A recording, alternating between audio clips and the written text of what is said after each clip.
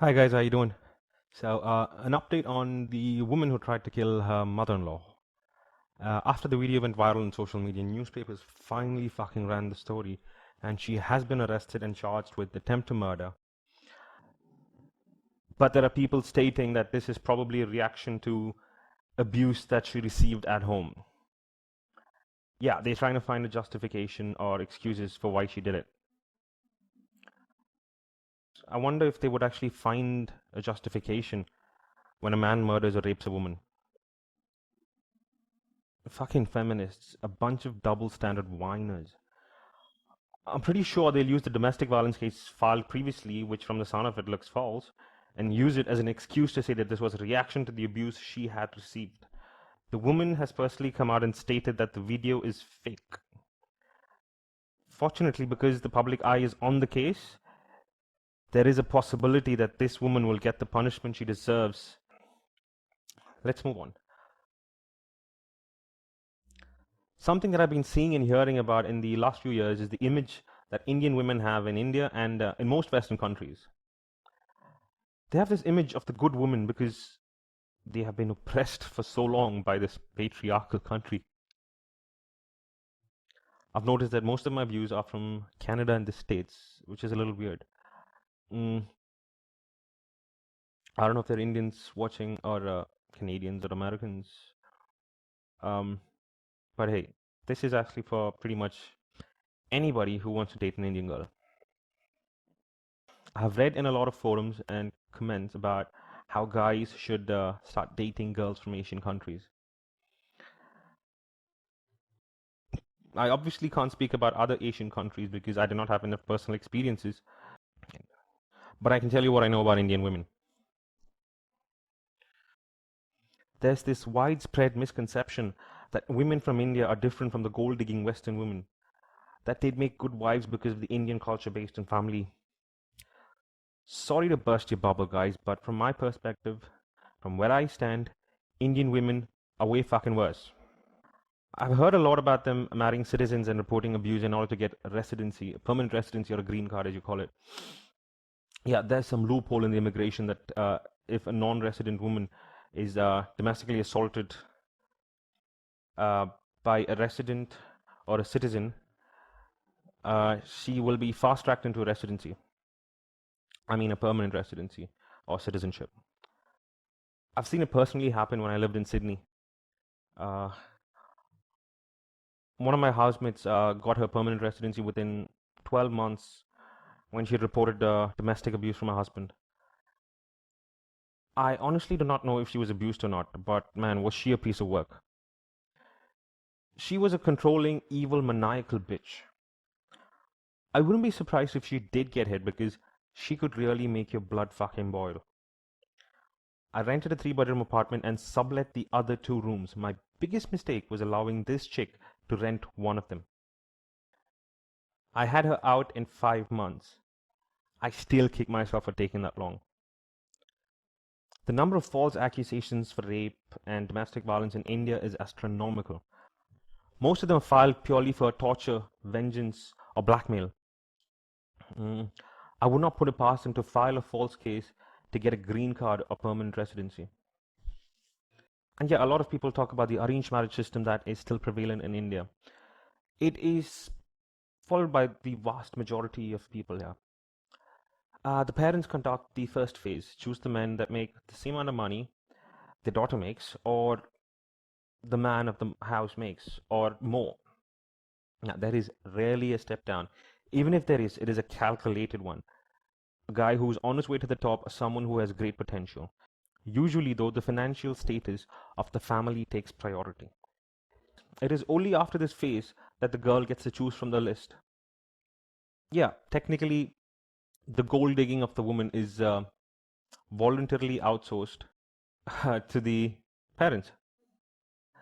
I was informed by one of the guys I had a discussion with. He said that Indian women are more likely to stay in a relationship. I do not know where he got that from, but I thought about it a bit, and it might be because um, there is this whole thing about the one man in India. You find your one man, your true love, and you stay with them.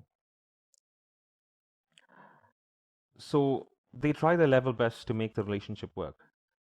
But of course, if it blows up, man, does it blow up in your fucking face. And the other reason could be because of the low divorce rates in India. The divorce rates in India are less than 10%. For that, I'm sure, because I've seen different statistics. There are some statistics that say that it's 1.3. There are others that say that it's 5.6, and I think I saw one that said that it's 13%. But that was the only instance that I saw the 13%. The other ones, I've seen them all over the place. Anyway, the divorce rate in India is low because divorce has a stigma attached to it, or it had a stigma attached to it. But that has faded. And Indian women are just like the rest. If they are not 100% satisfied with what you offer them, they will divorce you and take a shitload of your money along with that. I've noticed that not many women like Indian men. Not even the Indian women. Yeah, it did bother me at one point of time when I was a blue pill male. I guess that's probably because of how Indian men are represented in the media. You know, called rapists and perverts without taking into consideration the crimes are committed by a minority of the men that live here. But yeah, fuck that. That's not what I'm here to talk about. I think women here are brought up as gold diggers, and I mean that literally. India is the second highest buyer of gold in the entire world. Who do you think all that gold goes to? The women. They're like crows, repulsive, and they like shiny things. I've seen a lot of male bashing by these Indian females. I'm more than certain that you've heard that Indian men like fair girls and not the dark ones. That might well be true. In India, we have this irrational craving for fair skin. But the thing is, Indian women are no fucking different. I have no doubt that Indian women absolutely love dating white men. Date them at your own peril. Of course, while there are some rare ones that are genuine and would probably not look at your skin color or your wallet, the majority of them do. They're cold, calculating, and have the best excuse to get out of a relationship if they do not benefit from it. And that excuse is, my parents would never agree with this relationship. Of course, she didn't care about that when, you took her out, bought her shit. But yeah, the minute you stop doing one of those things, she wants to get out and then she blames it on her folks. They're also most likely to pay for the first date and probably several dates after that. They'll chip in on fucking everything until you get married. Because after that, it's your job. Now, I spoke about a survey in one of my previous videos about what women want in a marriage. A majority of them said that they want a man who knows how to cook. I fucking doubt these women actually know how to fucking make a cup of tea. And feminism has spread like wildfire in India. And more Indian women want equality the same way radical feminists do. You know what that is. That basically translates to privileges, special treatments, and superiority.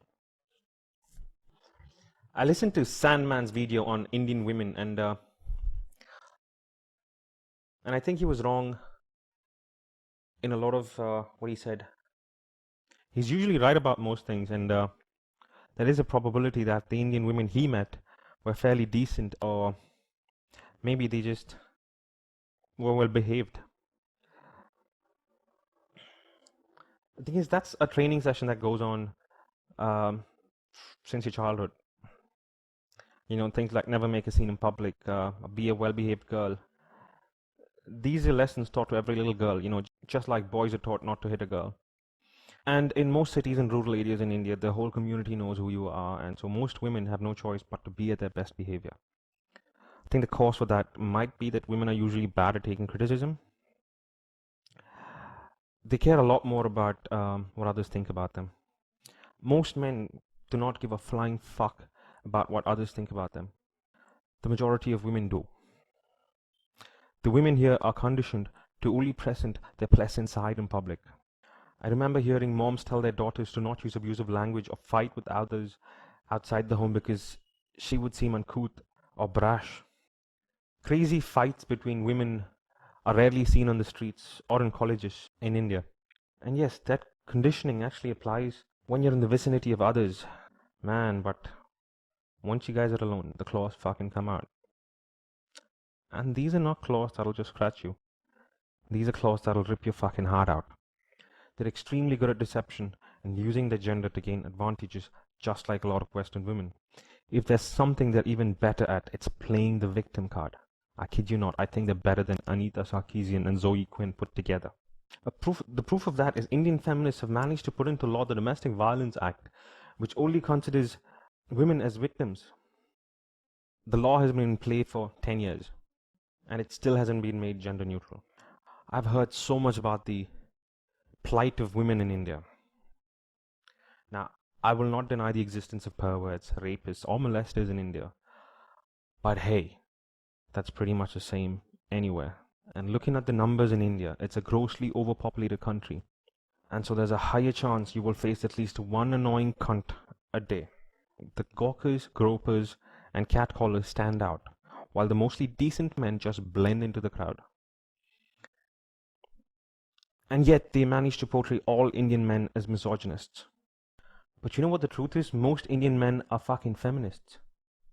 Yeah, I'm not fucking kidding. Most of the guys from my generation, I'm 28 years old, or even the kids that are in school now, all of them are fucking feminists. I'm not sure if they're actually doing it to get laid, but whatever. This is just a warning. You can take it if you want, otherwise you can just toss it away. Date Indian women, but beware because they are clingy, domineering, and do not take kindly to being dumped or rejected. Cheers, guys.